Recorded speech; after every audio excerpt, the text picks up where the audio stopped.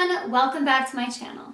I've been really glad that every week I get the chance to make these videos to get what's on my mind out there and to get things off my chest. It's actually been very therapeutic for me. But what I'm extremely glad about is the love that I've received and the satisfaction in hearing that a lot of you are benefiting from these videos. That's exactly why I do it.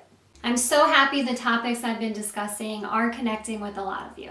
Recently, I got a few messages about a specific topic, and when that happens, I certainly will not ignore it.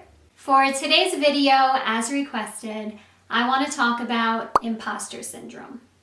When you look up the definition for imposter syndrome, it states, a behavioral health phenomenon described as self-doubt of intellect, skills, or accomplishments among high-achieving individuals.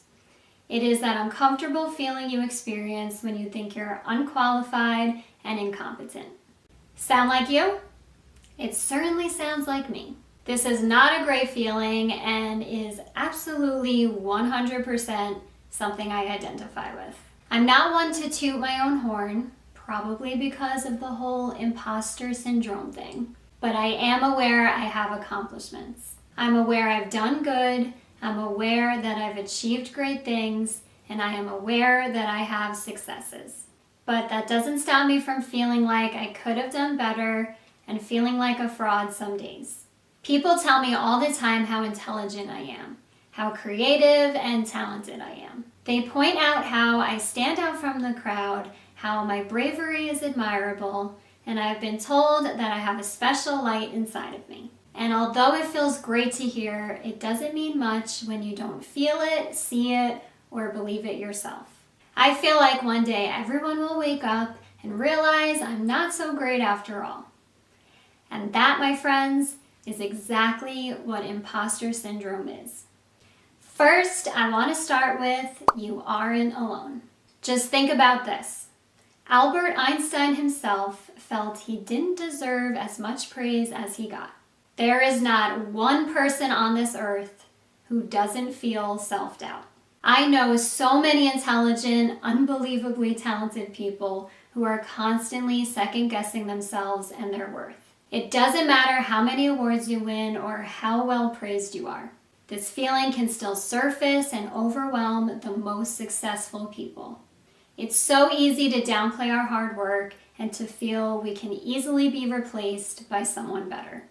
I would like to use this very moment and this new YouTube channel I have here for example.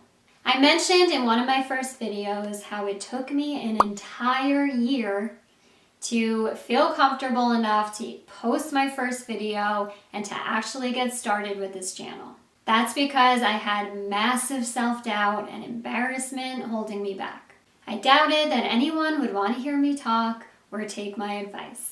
Aside from the fact that I've been in the music industry for almost 15 years and I have learned a lot and have experienced a lot, I still felt like I wasn't good enough for something like this. I felt like because I didn't fully and 100% reach my goal, that nobody would really trust my judgment or care what I had to say. Some days I feel overwhelmed with feeling like a phony, talking about staying positive, enjoying the journey, believing in yourself, when I know damn well that I don't even do that myself some days. I feel like a fraud giving advice to artists when there are so many days I feel completely lost, negative, and defeated. But yet, I have you guys coming to me, thanking me for my content, asking for advice, and requesting a topic for me to talk about. It is so ironic. With all that being said, if that doesn't define what imposter syndrome is, I don't know what does. Resolving this issue is not something that's going to be quick and easy to fix. In one of my very first videos, I spoke about self-doubt. I still stand by the things I said in that video, even though I look awkward and I don't like how I edited it. But here I go again, judging myself and feeling like it's not good enough. Grr, stop it. Feel free to check out that video after this one, and I hope it can help you. Great steps to take to move past imposter syndrome are to first learn about it. Don't ignore these feelings. Do research and read about it. It's so helpful understanding you're not alone with it and that it's a real thing. You're not some weirdo monster with these crazy one-of-a-kind thoughts. You are only human experiencing a very normal human emotion. There's so many articles on this and YouTube videos that you can watch to help you get a better understanding of what's going on. As much as I can hate the internet sometimes, I am grateful for things like that. Second, talk about it. Find people you trust, admire, and know will understand your feelings. Why should you suffer alone? If you are really feeling trapped with these thoughts, it's important to seek help and to put your mental health first before anything else. People with imposter syndrome often keep quiet and sink lower and lower into their self-doubt and insecurities. You do not have to stay silent. I'm getting better myself at not suffering in silence. I used to always keep my feelings to myself and just assume that nobody would understand, but that is completely false. Talking can really help you sort out your thoughts and push you towards making progress.